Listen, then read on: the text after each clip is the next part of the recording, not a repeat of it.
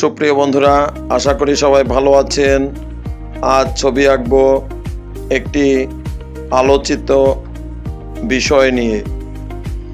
ঈদের সময় বাংলাদেশে যখনই একটি ছাগলকে কেন্দ্র করে একটি চক্র সামনে চলে আসলো, সেই বিষয়টাকে আড়াল করার জন্য, সাপকে সামনে নিয়ে আসার জন্য তারা যথেষ্ট চেষ্টা করেছে। গণমাধ্যমে ছড়িয়ে দিয়েছে বিভিন্ন রকমের সাপের ছবি, সাপের ভিডিও। আজ সেই বিষয়টি যাতে আমরা ভুলে না যাই তার জন্য এই চিত্র।